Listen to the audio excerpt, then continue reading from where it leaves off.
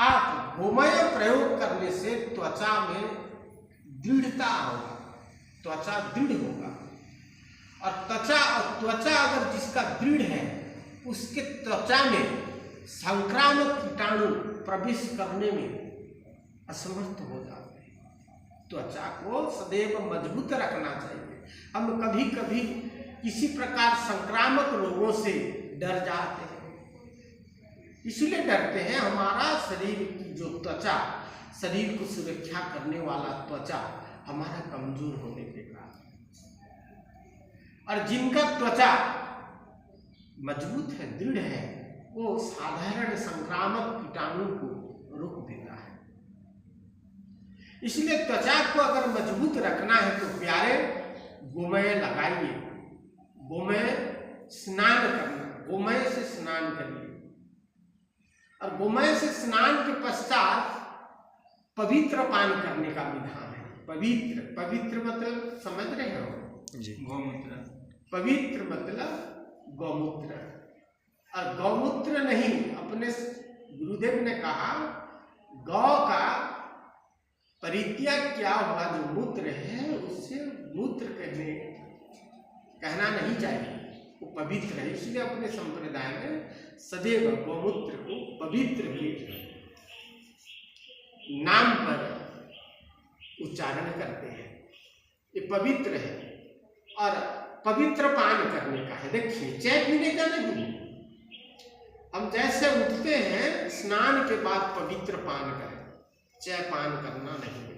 पवित्र पान करने से क्या होता है, देखिए, पवित्र पान करने से अपने अंदर, शरीर के अंदर जितने भी यंत्र हैं, सारे यंत्र को सुरक्षित देने वाला तत्व होता है। पवित्र का मतलब है शुद्ध और स्वच्छ प्रदान करता है। अंदर की जो कोमल यंत्र हैं, अपने शरीर के अंदर इतनी कोमल चीजें हैं, उसको टच कर देने से, साधारण चीजें अगर टच हो जाएगा भी, मतलब इतना कोमल है, वो फट जाएगा। ऐसा कोमल वस्तु को अंदर से भी दृढ़ करने के लिए पवित्र का प्रयोग करके आप शरीर को स्वस्थ रख सकते हैं। और पवित्र पान करने से, स्नान के बाद पवित्र पान करने से आपका जठर और तीव्र हो जाएगा, और तीव्र हो जाएगा। और वो पवित्र की जगह आप चाय पिएंगे तो जठर लो हो जाएगा, जठर में कमी आ जाएगी। इसलिए कुछ लोग कहते हैं मुझे 1 कप चाय पी देने से भूख चला जाता है। क्यों चला जाता है? भूख अगर जिसका चला गया तो जिंदगी समय पर चला जाएगा। इसलिए सदैव आप लोग चाय से दूर रहिए। चाय सुबह उठ कर खाली पेट चाय लेने का नहीं है, खाली पेट में जरूर पवित्र लिया करो, आप अगर स्वस्थ रहना चाहते हो। आज आप लोगों को पता है ना, अक्सर किडनी से पीड़ित है बहुत लोग, लीवर से पीड़ित है बहुत सारे लोग। क्यों? हम किडनी अंदर की जो मैंने अभी कहा इतने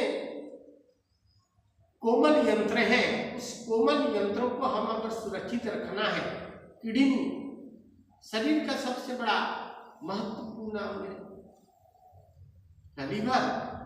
ये लोग अंदर से अगर जिसका यंत्र खत्म होते जा रहा है तो बताइए उसका बाह्य शरीर क्या काम है। इसलिए सदैव ध्यान रखिएगा, हम चाय न पी करके पवित्र पान करें। पवित्र पान करके शरीर को सुरक्षित बनाने हेतु महिमा धर्म में अनेक प्रकार छोटी छोटी सी विधियां कही गई है। तो उस विधियां को हम लोग केवल धार्मिक विधियां समझ लेते हैं। प्रातः काल उठी स्नान सारिण गोमय मार्जन है प्रभु पादे पिंड पराण संबंधी रेणु आश्रित रही। रेणु आश्रित रही, वो रेणु मतलब समझ रहे हो, रेणु आश्रय करके रहना चाहिए। हमको ज्यादा ललायत होना नहीं चाहिए। रेणु मतलब उतना लो जितना लेने से आपका शरीर को फायदा होगा। जैसे रेणु प्रभु का रेणु लेते हैं ना, रेणु लेकर के हम तृप्त होते हैं। रेणु का मतलब किसी मिट्टी नहीं। बहुत सारे लोग कहते हैं हम जब प्रणाम करके रेणु उठाते हैं तो मिट्टी खा रहे हैं। मिट्टी नहीं है, और मिट्टी जैसे लेना भी नहीं है। कुछ लोग ना मिट्टी जैसे लेते हैं, वो धरती को ऐसे खुदवा के निकालते हैं। ऐसा निकालना नहीं है, रेणु है। रेणु का मतलब है इतना मात्रा में रेणु। रेणु का कितना मात्रा होता है क्या? रेणु कितना मात्रा को रेणु कहते हैं? रेणु का मतलब जो नेत्र में भी कम दृष्टि हो, नहीं दिख सके, ना दिख सके, इतना मात्रा को रेणु कहते हैं।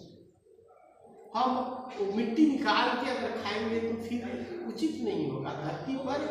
धरती पर नाखून से धरती को चोट लगाने का नहीं है, रेणु लेना है। और रेणु लेकर के हमें